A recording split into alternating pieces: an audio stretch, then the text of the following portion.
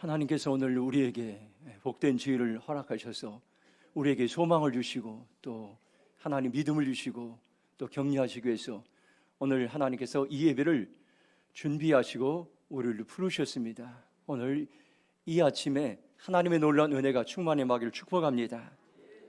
특별히 선교지에서 이제 헌신하고 이러다가 우리 네팔 임창목 선교사님, 또 이제 말라위 성병재 선교사님 부부 가정, 또 이제 안식년을 맞아서 마치고 돌아와서 함께 예배드릴 때 하나님의 더 놀라운 이제 은혜를 부어 주실 것입니다. 오늘 우리는 우리의 힘으로 이겨낼 수 없는 아주 절박하고 어려운 시대를 살아가고 있습니다. 그러나 이때가 다시 한번 하나님의 도우심을 우리는 경험할 수 있는 절호의 기회가 될 수 있습니다. 오늘 우리가 생각하는 것이 이제 달라져야 됩니다. 세상을 바라보는, 환경을 바라보는, 고난을 바라보는 관점이 다를 때에 우리의 인생에 놀라운 일들이 일어나게 될 것입니다. 2050년 한국교회 다시 일어선다라는 책에서 한국교회의 지나간 역사 가운데 5번의 부흥을 이야기한 것이 마음에 와닿습니다. 이분은 미래학자이고 미래학 박사이고 또 목사이면서 누구보다도 한국교회를 사랑합니다. 그런데 이분의 쭉 이야기를 보면은 가장 역사적으로 어려울 때마다 하나님은 은혜를 준비하고 계시고 부흥을 일으키시고 소망을 주셨다는 것을 깨닫게 합니다. 특별히 한국교회가 다시 한번 회복되고 부흥될 때 대한민국이 부흥되고 교회가 쇠퇴하면 대한민국이 쇠퇴했던 그 역사적인 그런 일들을 보면서 오늘 우리는 다시 한번 경각심을 가지고 하나님께로 돌아갈 때입니다. 제1의 부흥기는 1900년대 초반 나라가 쇠퇴해지고 국군이 기울어질 때에 하나님께서는 이 나라 민족에 은혜를 부으셨는데 교회들마다 사경회가 열렸습니다. 말씀을 삼하는 일들. 그래서 여러분들 평양에서 사경회가 열리면, 말씀을 집회가 열리면 부산에서도 일주일 걸어서 그 말씀을 들으러 와서 말씀을 삼하는 일들이 있었습니다. 이때 하나님께서는 말씀을 통해 놀라운 이 땅에 소망을 주셨습니다. 두 번째 부흥은 1950년대 초로 6.25 전쟁으로 우리나라는 완전히 황폐됐습니다. 많은 사람들이 죽어가고 건물이 무너지고 이산가족이 생기고 세계에서 가장 가난한 나라가 모든 것이 무너졌습니다. 그런데 그때 절망하지 않고 교회를 중심으로 기도하는 운동들이 일어나게 되었습니다. 교회들마다 기도원을 세고 산골짜기마다 수많은 사람들이 울부짖으며 나라와 민족을 위해, 가정을 위해, 자신들을 위해 기도할 때에 하나님께서는 이 땅에 소망을 주시고 다시 한번 회복의 은혜를 주셨습니다. 제3의 부흥은 1970년대 초 대형 전도 집회가 개최되게 되었습니다. 여의도 광장에서 세계적인 부흥 강사인 빌리 그레이엄 목사님 오셔서 말씀을 전할 때 수십만의 사람들이 모여서 하나님을 예배하고 찬양하면서 회심하고 회개하고 돌아올 때에 한국의 교회가 부흥되기 시작할 때에 한국의 경제가 다시 한번 세계 경제 앞에 부흥되게 됐습니다. 제4의 부흥은 아직 오지 않았습니다. 우리가 준비된 제4의 부흥은 교회가 회개하고 다시 하나님께로 돌아갈 때에 하나님은 제4의 부흥을 주는데 여러분들 꼭 기억하시 바랍니다. 제4의 부흥의 출발은 교회가, 예배가 회복되는 것입니다. 개인이 예배가 회복되는 것입니다. 여러분들이 관점이 변화됩니다. 어려고 힘들 때일수록 하나님은 우리에게 부흥을 준비하는데 지금이 하나님을 찾을 때입니다. 지금이 하나님을 예배할 때 하나님은 이 민족을 다시 살리셔서 이 땅에 소망을 주시고 하나님께서는 가정들을 세워주시고 기업들을 세우시고 나라와 민족을 세우셔서 제4의 부흥을 준비하고 계시다는 것을 여러분들 기억하시 바랍니다. 또 제5의 부흥은 하나님께서 우리가 다시 한번 예배가 회복되고 교회가 회복될 때에 대한민국의 통일의 역사를 이루셔서 남과 북이 복음으로 통일되어서 전 세계를 섬기는, 선교하는 제사장 나라의 사명을 이루기 위해서 하나님께서는 제5의 부흥을 준비하고 있다는 것이죠. 제4의 부흥과 제5의 부흥은 우리의 여러분들 헌신에 달려 있습니다. 우리가 하나님께로 돌아가면, 하나님을 찾으면 하나님은 또다시 이 땅 가운데 네 번째의 부흥과 다섯째의 부흥을 일으킬 수 있다는 것을 여러분들 기억하시고, 예배마다 여러분들 사모하시고, 예배의 부흥을 통해서 하나님께서는 이 땅에 부흥을 일으키신다는 것을 여러분들 기억하시면서 예배를 소홀히 하지 마시고 목숨 걸고 여러분들이 하나님을 예배하는 일에 최선을 다하시길 바랍니다. 오늘 저와 여러분들 다시 한번 하나님께서는 우리를 통해서 개인들에게, 또한 이제 가정들에게, 교회에게, 나라에게, 또한 이제 사람들을 준비시켜서 하나님의 영광스러운 일들을 일어나게 하는데, 제가 사명을 국어 사전을 찾아보니까 맡겨진 임무라 이렇게 말씀, 성도들에게 맡겨진 임무가 있습니다. 영어 사전으로 보면 사명을 미션, 콜링이라고 되어 있습니다. 우리 교회에 사명을 주셨습니다. 회복과 부흥으로 지역과 민족과 지구촌을 섬기는 교회로 부르셨습니다.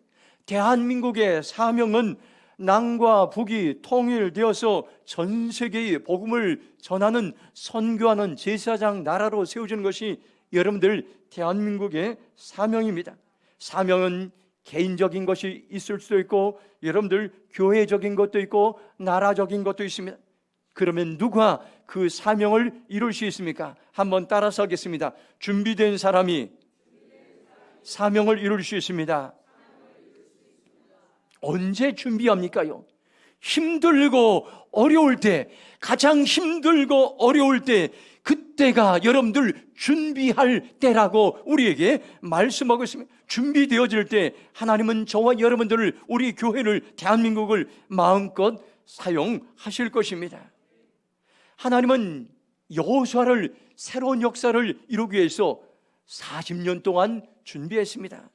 사명을 이루는데 가장 무서운 적은 조급함입니다. 조급함. 빨리 이루고 싶은 마음이, 빨리 유명해지고 싶은 마음이. 그러나 이런 조급함은 매우 위험합니다. 큰 건물은 어떻습니까요? 하루아침에 세워지지 않습니다. 위대한 작품은 하룻밤 사이에 만들 수 없습니다. 하나님이 쓰시는 사람도 여러분들 마찬가지로 오랜 세월을 거쳐 훈련되고 준비되어 사용하시면, 여러분들 사울왕을 보시 바랍니다. 사울왕은 준비되지 않은 왕이었습니다. 고난을 통과하지 않은 왕이었습니다.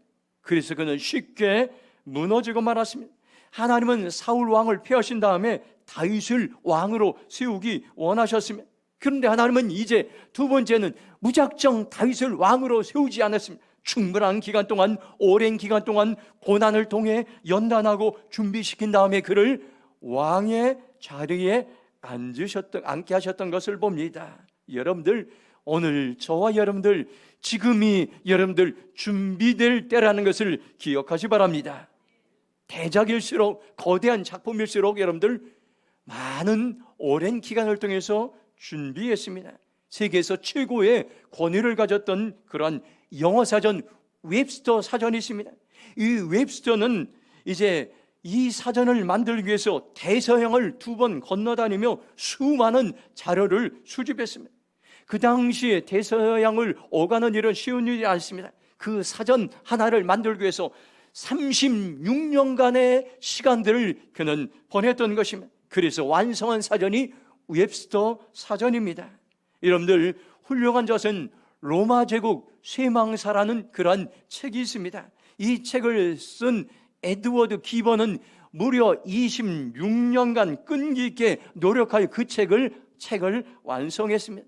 여러분, 레오나르도 다빈치의 유명한 그림 최후의 만찬을 우리는 알 수 있습니다. 이것은 여러분들 10년 동안이나 여러분들 이제 심혈을 기울여서 완성한 그림입니다. 우리가 잘 아는 불후의 명작인 최후의 심판인 미켈란젤로의 이제 이 최후의 심판은 8년간의 심혈을 기울여서 그린 그림입니다. 그림 한 점을 그리기 위해서 무려 2,000개의 자료를 수집했고 그것이 지금도 남아있다고 합니다. 여러분들, 크고 위대한 것일수록 단기간에 이루어지지 않았습니다. 거목은 하루아침에 자라지 않는다는 그러한 이야기가 있습니다. 어떤 버섯은 6시간 만에 자랍니다. 그런데 호박은 6개월 만에 자랍니다. 그러나 참나무는 최소한 6년이 걸린다는 이야기가 있습니다. 참나무가 헌신하는데 자라는 데는 100년이 걸립니다. 많은 사람들이 꿈을 꾸고 사명을 이야기하지만 그러나 이루지 못한 경우가 있습니다. 소원은 있지만 준비하지 못하고 인내하지 못하기 때문인 것입니다. 저와 여러분이 잘 아는 에브라함 링컨이 있습니다. 이 링컨은 준비하는데 대가였습니다. 그는 일리노주 스프링필드에서 젊은 시절 보내면서 유명한 이런 이야기를 했습니다. 한번 따라서 하겠습니다. 내가 공부하고 준비하면 기회는 언젠가 찾아올 것이다. 그의 교훈이 내가 공부하고 준비만 한다면 기회는 언젠가 찾아온다고 했습니다. 그는 계속 준비해서 실패하면서도 준비했습니다.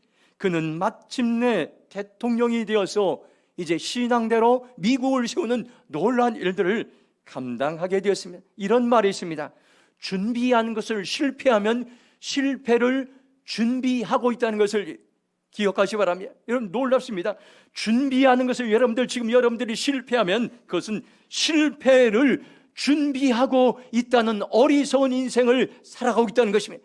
여러분들이 하나님의 사명을 이루기 위해서 경건훈련에 실패합니까? 여러분이 하나님의 주신 사명을 위해서 여러분들 최선을 다해서 여러분들 실패하고 있습니까? 준비에 실패하면 반드시 실패를 준비하고 있다는 것을 여러분들, 그런 결과물들이 우리에게 찾아온다는 것을 여러분들 기억하시 바랍니다. 그러면 하나님은 어느 훈련 과정을 통해서 여러분들 사명자를 일으켰습니까? 오늘 본문 말씀 함께 읽도록 하겠습니다. 1장 3절 말씀 같이 읽겠습니다. 시작. 그가 고난은 받으신 후에 또한 제자들에게 확실히 많은 증거로 친히 살아계심을 나타내사 40일 동안 그들에게 보이시며 하나님 나라의 일을 말씀하시니라. 아멘. 첫 번째로 사명을 이루기 위해 말씀 훈련을 하셨던 것을 봅니다. 예수님은 고난당하시고 십자가 죽으신 후 다시 살아나셔서 제자들과 40일 동안 함께 지내는 시간이 있었습니다. 제자들의 이 시간은 굉장히 소중한 시간이에요. 우리가 만일 여러분들 가족들과 40일 동안 마지막으로 이 땅에서 보낼 수 있다면 가장 소중하고 중요한 일부터 시간을 보낼 것입니다. 예수님도 마찬가지입니다.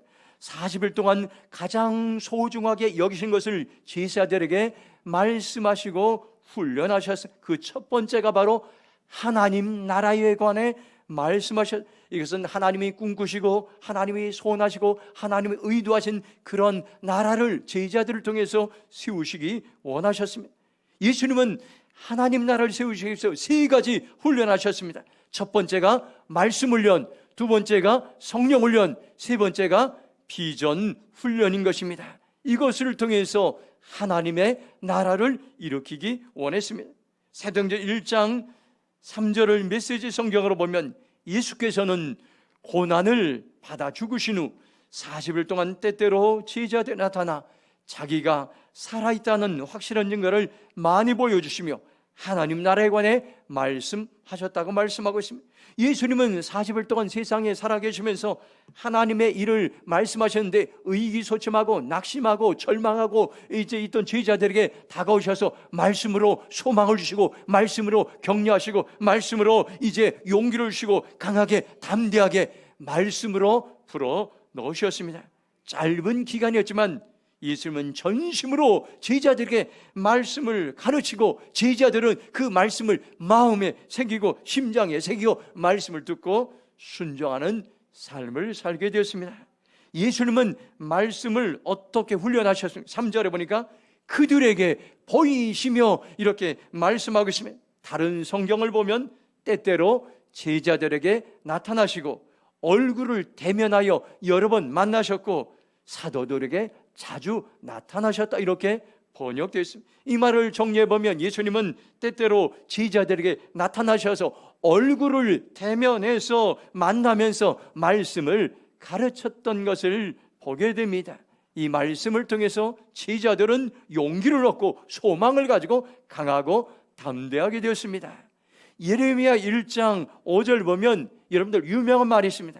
내가 너를 모태에 짓기 전에 너를 알았고 네가 배에서 나오기 전에 너를 성별하였고 너를 여러 나라의 선지자로 세우노라 하시기로 이 말씀하셨습니다. 세번역 성경으로 1장 5절 보면 내가 너를 모태에 짓기도 전에 너를 선택하고 네가 태어나기도 전에 너를 구별해서 문민족에게 보낼 예언자로 보냈다고 말씀은 참으로 중요합니다. 하나님은 예레미야를 지도자로, 예언자로, 선지자로 부르셨습니다. 그때 예레미야는 지도자가 되는 거 두려웠습니다. 나는 어린아이와 같이 말도 할 줄 모르고 이제 어리다고 부정적으로만 합니다. 그때 하나님은 이름에 내가 너를 예언자로 선택하고 내가 너를 예언자로 구별하고 모든 민족에게 보낼 예언자로 세웠다고 말씀하십니다. 그리고 사명을 주고 여러분들 이스라엘 향해 하나님 예언자로 파송하시고 있는 것을 보게 됩니다. 하나님은 지금도 우리에게 말씀하시는 하나님입니다. 성경으로도 말씀하십니다. 꿈으로도 말씀하십니다. 예언으로도 말씀하십니다. 환상으로도 말씀하십니다. 사람들을 통해 말씀하십니다. 여러 가지 환경을 통해서도 말씀하신다는 것을 여러분 기억하지 마라. 말씀을 들을 때에 그 말씀을 듣는 훈련입니다. 귀를 열어서, 눈을 열어서, 마음을 열어서 매 순간순간마다 말씀을 듣고 반응할 때 우리는 말씀의 사람으로 세워질 수가 있습니다. 제가 얼마 전에 방송을 통해서 외국에서 사역하는 그러한 이 사역자가 우리나라에 와서 이제 집회를 할 때에 엘살바도르 부켈레 대통령의 이야기를 간증하는 것을 들었습니다. 저는 이 부켈레 대통령에 대해서 전혀 알지도 못하고 이름도 알지도 못했어요. 그런데 놀라운 일들을 이제 제가 알게 됐어요. 이분은 39살의 젊은 대통령이 되었어요. 그런데 사연이 있었던 것입니다. 그 당시 이분이 사업을 잘하고 있었는데 아마 이제 엘살바도르가 나라가 굉장히 어려우니까 나라와 민족을 위해서 기도하는 신앙인들이 있었던 것이 어느 날 한 분이 찾아와서 하나님은 당신을 대통령이 되기로 하나 그렇게 이야기하고 훌쩍 떠났습니다. 그런데 얼마 지나지 않아서 또 다른 사람이 하나님이 당신을 대통령으로 부르신다고 동일한 이야기를 했습니다. 그리고 또 얼마 지나 또 다른 사람이 똑같은 이야기를 하나님이 당신을 대통령 부르십니다. 세 번째 이야기를 동일한 이야기를 듣고 이분은 확신을 갖게 되고 대통령 선거에 출마하게 됩니다. 그리고 젊은 나이에 39살에 대통령이 되었습니다. 그 당시 2019년 이분이 대통령이 될 때 엘살바도르는 세계 인구 비율당 살인사건이 가장 높은 나라였습니다.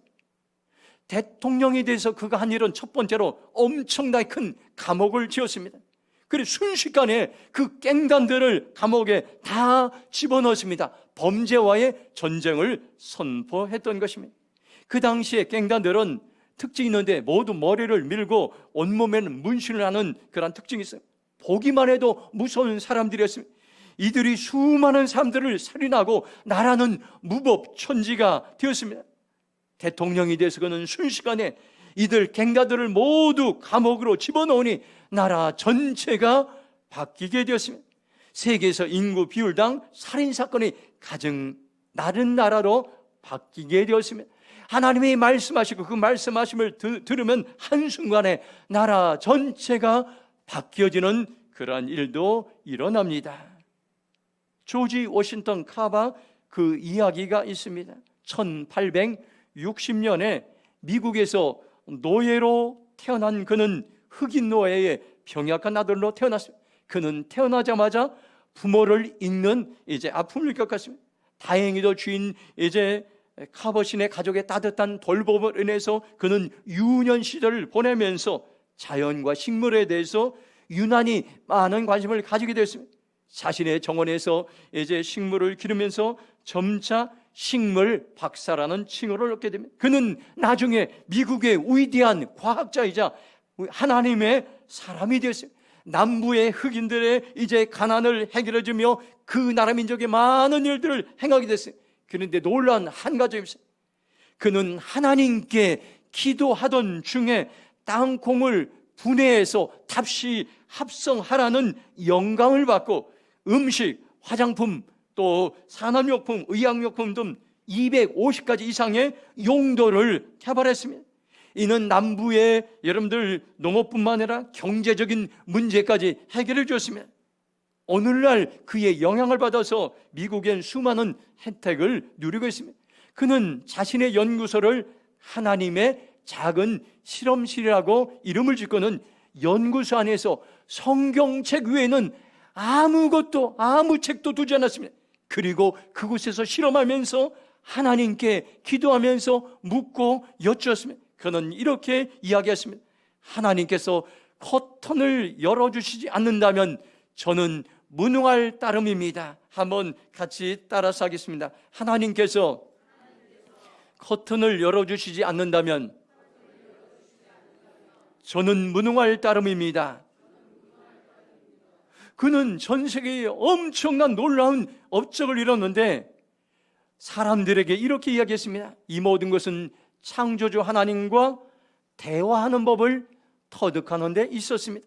하나님께서 나를 간절히 찾는 자가 나를 만날 것이라고 말씀하셨. 그는 실험실 앞에 아무 책도 놓지 않고 오직 성경책 하나만 두면서 거기에서 말씀을 읽으면서 거기서 하나님과 대화하면서 놀라운 영감을 얻게 되어서 전 세계에 수많은 영향력을 끼치게 되었던 것입니다. 하나님은 지금도 저와 여러분에게 말씀하십니다. 그 말씀하신 하나님의 음성을 들을 때에 오늘 우리에게는 소망이 있다는 것을 여러분들 기억하지 바랍니다.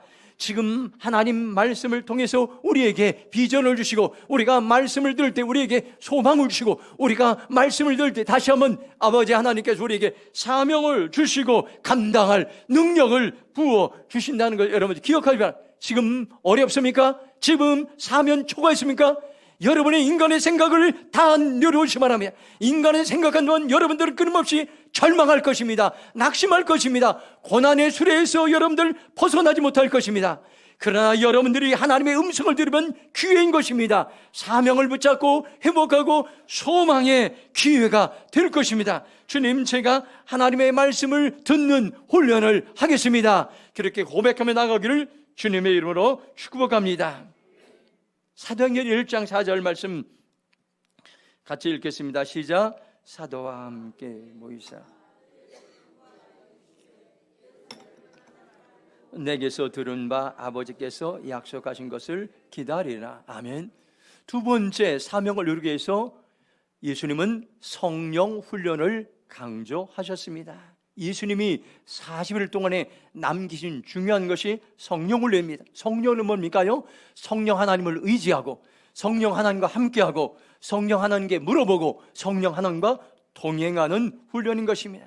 이 중요한 원리가 4절과 5절에 나와 있습니다. 4절을 공동번역 성경으로 보면 예수님께서는 사도들과 함께 계신 자리에서 이렇게 말씀하셨다. 너희는 예루살렘을 떠나지 말고 내가 전에 일러준 아버지의 약속을 기다려라, 이렇게 말씀하고 있습니다. 첫 번째로 성령 훈련은 함께 모이는 훈련인 것입니다. 예수님은 사도들과 함께 모이셨습니다. 모인 자리에서 성령 훈련을 시작하셨습니다. 성령님은 우리와 함께 지금도 계시고 함께 모일 때에 환상을 부어주시고 함께 모일 때에 비전을 주시고 함께 모일 때에 격려하십니다. 성령님을 다른 말로 보혜사라고 말합니다. 보혜사의 원어는 파라클레토스. 여러분들, 파라는 곁입니다. 클레토스는 부르심을 받아서, 이 말은 부르심을 받아서 곁에 계십니다. 누구 곁에 계십니까? 내 곁에 계십니다. 그래서 성령님을 영어로 여러 가지 의미로 했어요. 컴퍼러, 위로자입니다. 헬퍼, 돕는 자입니다. 카운셀러, 상담자입니다. 티처, 가르치는 자입니다. 가이드, 안내하는, 합쳐서 성령님 의미를 위로자, 돕는 자, 상담자, 가르친 자, 안내자입니다. 놀라운 말씀이에요. 성령님은 우리가 위로가 필요할 때 초청하면 나와 함께 하셔서 위로해 주십니다. 성령님은 우리가 도움이 필요할 때 성령님을 초청하면 나와 함께 계셔서 도와주십니다. 성령님은 우리가 가르침이 필요할 때에 성령님을 초청하면 나와 함께 계셔서 가르쳐 주신 것입니다. 성령님은 여러분들 우리에게 안내가 필요할 때에 성령님을 초청하면 여러분들 우리가 함께 계셔서 안내자가 되시고 길이 되시고 진리가 되신다는 것을 여러분들 기억하시 바랍니다. 우리가 어떤 환경이나 사건을 만나도 당황하지 말고 낙심하지 말고 성령님을 초청할 때에 함께 계시고 도우신다는 것을 여러분들 기억하시 바랍니다. 이 시간 고백하시 바랍니다. 성령님을 초청합니다. 성령님을 환영합니다. 성령님을 모셔드립니다. 성령님과 동행하기 원합니다. 성령님께 두 손 들고 나갑니다. 고백할 때 성령님은 우리와 함께 하실 것입니다. 이것은 훈련으로 가능합니다. 의도적으로 훈련하시 바랍니다. 우리가 어려운 때일수록 함께 모여서 예배하고 기도하고 성령의 능력을 구하는 훈련할 때 하나님은 능력으로 역사하신다는 것을 여러분들 기억하시 바랍니다. 제가 몇 주 전에 친구 목사님들과 함께 강화도에 이제 어느 목사님이 목회하는 조그만 교회에서 모여서 함께 서로 중보 기도하는 시간을 가졌습니다. 교회 기도 제목, 가정 기도 제목, 개인 기도 제목을 서로 나누고 1시간 동안 전심으로 부르짖어 기도했습니다. 그때 성령님은 모인 목사들에게 감동을 주시고 이제 힘들게 목회하는 목사들을 격려해주고 위로해주는 하나님의 은혜를 경험하게 됐습니다. 그리고 거기에 모였던 목사들은 다음번에 또 모여서 기도할 때 그 모임을 기대하며 돌아가게 되었습니다. 우리는 어려운 시대를 살아가고 있습니다. 사람이 힘으로는 살아갈 수 없는 힘든 시대가 되었습니다. 경제가 어렵고 기후변화로 수많은 기후 재앙들이 이미 찾아오고 여러분들 많은 질병과 전염병과 재난으로 우리는 살아가고 있습니다. 이런 때에 한 가지 유일한 방법이 있습니다. 성령님과 함께 할 때에 우리는 넉넉히 모든 고난을 이겨낼 수 있을 줄로 믿습니다. 그곳에 하나님의 놀라운 은혜를 경험할 것이며, 두 번째로 성령 훈련은 약속하신 것을 기다리는 훈련입니다. 한번 따라서 하겠습니다. 성령 훈련은 약속하신 것을 기다리는 훈련입니다. 4절 후반부에 아버지께서 약속하신 것을 기다리라 이렇게 말씀하고 있습니다. 무엇을 기다립니까요? 약속하신 성령님을 기다리란 말입니다. 우리가 여러분들 성령님을 기다릴 때 어떻게 기다려야 됩니까요? 사도행전 1장 14절을 보면 여자들과 예수의 어머니 마리아와 예수의 아우들과 더불어 마음을 같이하여 오로지 기도에 힘쓰나 말씀하십니다. 놀라운 말씀. 이들은 한 일은 어떻게 기다렸습니까? 성령님을 오로지 온리 기도하는 일에만 힘썼을 때 환경에 낙심하지 않고 핍박에 낙심하지 않고 약속의 말씀을 신뢰하며 기다릴 수 있고 마침내 성령님의 놀라운 은혜를 경험할 수가 있게 되었던 것입니다. 하나님은 우리 교회에 비전을 주시고 소망을 주셨습니다. 회복과 부흥으로 지역과 민족과 지구촌 온 세계 열방에 선교사들을 세우고 이제 선교사들 때에 복음을 증거하는 사명을 주셨습니다. 이 사명을 이루기 위해서는 우리가 해야 될 기도하면서 기다리고 준비하는 것입니다. 목사인 저도 기도하지 않으면 낙심이 찾아올 때가 있습니다. 언제 하나님이 주신 사명을 이룰까? 환경을 보고 사람을 보면 이루어지지 않을 것 같을 때가 참으로 많이 있습니다. 그러나 기도하면 소망이 생기고 이것은 내 힘과 내 방법으로 이루는 것이 아니라 성령님이 일하실 때 가능하다는 것을 순간순간 깨닫게 하십니다. 그리고 이 비전이 내 비전이 아니라 하나님이 주신 비전이라는 것을 신뢰하게 됩니다. 성령님은 지금도 기도하면서 약속하신 말씀을 기다리라는 훈련을 계속해서 우리에게 훈련하고 있습니다. 지금이 여러분들 사명을 이루기 위해서 기도하면서 약속의 말씀을 신뢰하고 기다릴 때라는 것을 여러분들 기억하시 바랍니다. 우리가 기도할 때에 인내할 수 있고, 기도할 때에 약속의 말씀, 비전과 사명을 여러분들 신뢰하고 준비할 수 있다는 것을 여러분들 기억하시고, 주님, 제가 기도하면서 기다리는 삶을 살기로 결정합니다. 그렇게 고백하며 나가기를 주님의 이름으로 축복합니다. 마지막으로 사도행전 1장 8절 말씀 함께 읽도록 하겠습니다. 오직 성령이 너희에게 임하시면 너희가 권능을 받고 예루살렘과 온 유대와 사마리아 땅 끝까지 이르러 내 증인이 되리라 하시니라. 아멘. 오늘 결론 말씀입니다. 사명을 위해 세 번째 비전 훈련을 하라고 우리에게 말씀해 주고 있습니다.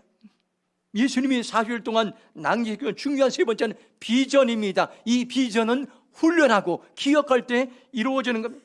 예수님은 제자들에게 비전을 선포하셨습니다. 이것은 하나님의 위대한 예수님의 말씀으로 비전은 날마다 입을 통해서 선포하는 것입니다. 어떻게 선포하셨습니까?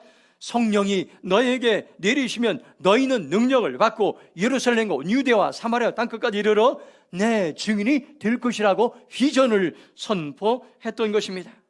예수님이 제자들에게 주신 비전이 뭡니까요? 도시와 나라와 민족과 지구촌을 가서 복음을 전하는 증인의 삶을 사는 것입니다. 언제 우리는 증인의 삶을 살기 위해서 이 비전 앞에 결단하고 떠날 수가 있습니까? 놀라운 말씀은 너희가 권능을 받고 이렇게 말씀하고 있습니다. 성령님이 임하시면 능력을 주십니다. 성령님이 이제 주시는 초자연적인 능력을 경험한 사람들은 증인의 비전이 임합니다. 이 증인을 히라바로 마르투레스로 합니다. 마르투레스, 순교적 증인을 의미하고 언어적 의미하고 있습니다.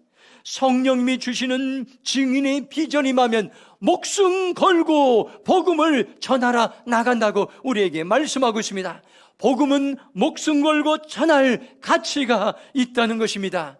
내가 몸부림치고 이제 복음을 전하려고 안 될 때가 있습니다.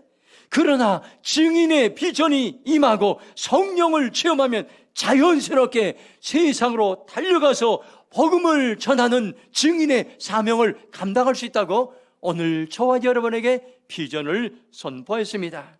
사도행전 4장 31절 보면 빌기를 타하며 모인 곳이 진동하더니 무리가 다 성령이 충만하여 담대히 하나님의 말씀을 전하느라고 말씀하고 있습니다. 성령 충만하면 한 가지 공통점이 있습니다. 말씀을 나가서 전하고 싶어 하는 것입니다. 사람들에게 예수님을 전하고 복음을 담대히 전하고 싶은 용기와 마음이 생기게 됩니다.